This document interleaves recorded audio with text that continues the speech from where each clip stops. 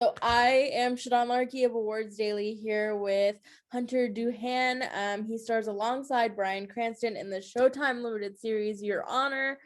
Such a fun binge. Hunter, thank you so much for giving me some of your time today. I really appreciate it.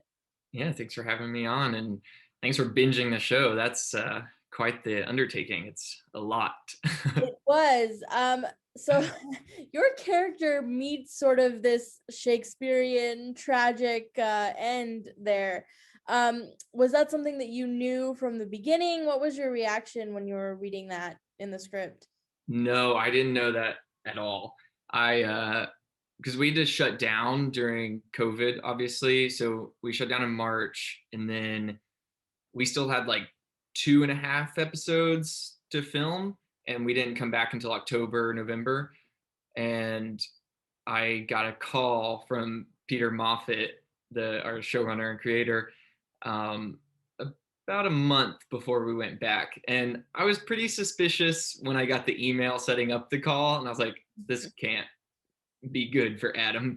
Uh, but I once he kind of pitched it to me, and he was kind of nervous when he pitched it to me, almost like I was gonna be upset. And but it was a limited series, so you know it didn't really affect me not being able to go back or anything. And I just thought it was such a great ending because it was shocking, and also it felt like the closest thing to justice, because I don't think it would have been satisfying if Michael and Adam Desiato had just gotten away with it all, you know? So that's so fascinating. How much did you know about how everything was going to unfold? How did you prepare if you didn't have, an ending?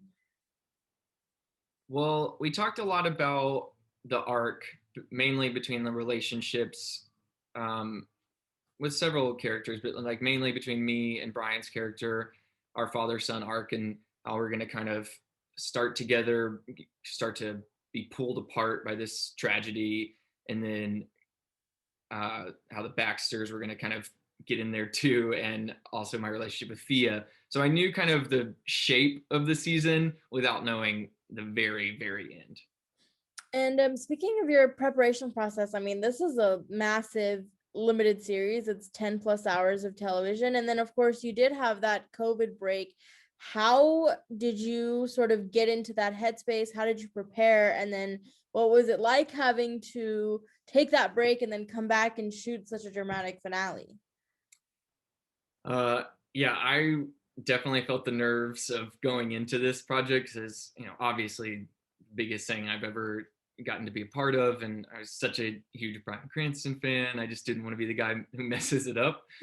So, I kind of prepared for it like a play. We did in blocks of 3 episodes, and I was like, I think I had five before I even got down to New Orleans, and I was like ready to go on all those before we got there. And just kind of picking up on anything that I could research, like the asthma. I met with a pulmonologist and a few people here in LA that do have asthma, as well as talking to psychiatrist about PTSD that Adam would have from the crash.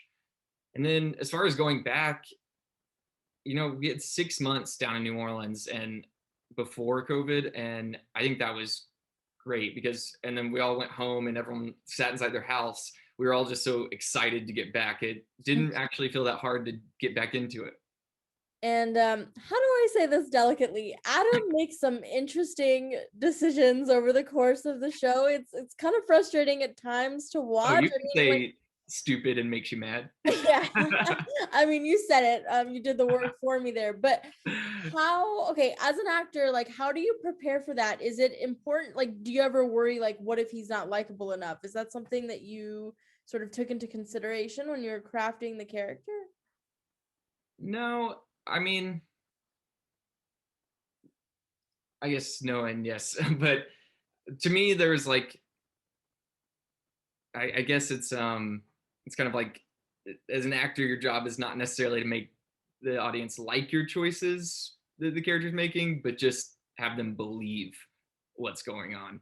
So that was kind of how I looked at it. And I mean, there were certain moments like, beginning of episode 3 when I'm going around taking the pictures and then telling Franny, it was just, tracking my headspace and justifying what those moments were for me. And same with like when I meet Fia Baxter for the first time. To me, it was because I talked to those psychiatrists and I read this book called The Body Keeps the Score.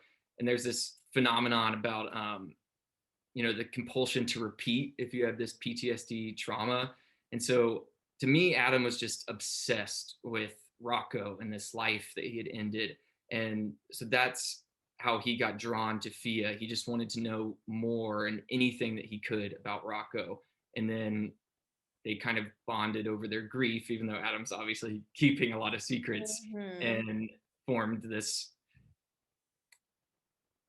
insert adjective relationship. I got the chance to speak to a lot of the behind the scenes talent for the show, and they all mentioned that, the crash sequence was quite difficult to shoot. They all sort of mentioned it as their most challenging moment. What was that like for you to come in and have to shoot kind of like this climactic moment right off the bat? Yeah, it was kind of a trial by fire moment right at the beginning, and especially because it was New Orleans in September and it was really hot. Like when I was crawling on the pavement, sometimes I think we went to lunch and they had to wet the pavement down and it would dry really quick just to Oh, kind of man. cool it down. But yeah, we shot the main sequence over, I think, like 3 days because I mean, even when it's all edited together, I think it's like 7 minutes of screen time uninterrupted with, you know, no dialogue besides the 911 operator on the phone. So it was hard, but it was cool just to kind of be able to jump in, and then from there everything felt not quite as hard, except for the dancing scene. That was the one I was most nervous about. Yeah. Did you do anything with your physicality to sort of get into Adam's headspace? Did you change anything to sort of deal with the asthma and sort of? Yeah, of course I mean rehearsed that asthma attack just to death. And then also there was, there was a scene of my shoulder being dislocated and Bryan actually putting it back into place, which I don't think actually made the show. But so if you go back, you can kind of see me like kind of hobbling around with one shoulder a little lower. And yeah, that whole scene was just physically taxing. And this is the question that you've gotten over and over again, but I know in doing my research that Bryan was such a huge draw for you, and he is like one of the greatest actors working today. I mean, like, did that experience, first of all, how do you prepare for something so intimidating, and then did that experience sort of measure up to everything that you wanted it to be like? Yes, absolutely. Like he has the best reputation, and it's for a reason. He's just like the coolest guy ever, and obviously super talented, maybe the most talented actor around right now. I just love him. I think he's great. um I don't know, I was just such a huge fan. When I was auditioning for the show, they flew me to New York for the final test because he was doing network on Broadway at the time, and actually went to go see it the day before I did the Oh, test, which cool.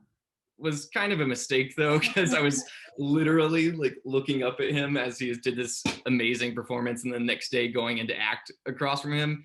And I don't know, I just tried to tell myself, you know, that was the moment. I wasn't looking forward to get like hopefully getting a job. I was like, I get to act across from Bryan Cranston, maybe one time. Let's just go in there and enjoy it. And so I tried to kill the nerves as much as possible that way. And now that you've had so much time away from the show, A, have you seen it, and what are your thoughts as an audience member? And B, like reflecting back and reflecting on the character and the arc, like has your mentality about it changed in any way? Have you gained a new perspective about your experience on the show?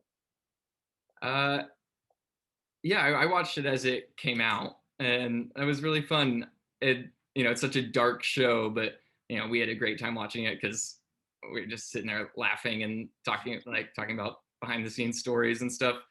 Um, and then just hearing people's reactions for sure was fun, and maybe changed a little bit my thinking. Like my brother texted me several minutes into episode 3, that one we were talking about before, and he was like, I'm watching episode 3. Could you be more of an idiot? So it was just fun to hear those reactions and just see it getting under people's skin.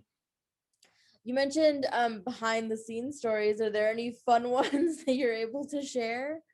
uh, I just too too general, too much. I mean, I had so much fun. Like, I mean, Brian's great. We just the best cast and crew ever. And Lily Kay, who played Fia, has become one of my best friends in the world. I love her. I think she's amazing on and off screen. Mhm. So You have I'm such natural chemistry, so that's fun to hear. I think it's probably because we became such quick friends in real life. Hunter, what are you working on now? What's coming up for you? Nothing I can promote yet, but I'm just back to auditioning and reading scripts. Excited to see what the next thing's going to be. And as we close out our interview in this chapter of your career, is there anything that I haven't asked you about that you wanted to mention? Let our viewers know about. No, I'm just so happy I got to talk to you. I'm just really proud to be part of the show. So I love to talk about it. Yeah, thank you so much for your time. And again, like guys, check out this show because it's wild and a lot of fun, and you're fantastic in it. So thank you so much for giving me your time. I really Thank appreciate it. you.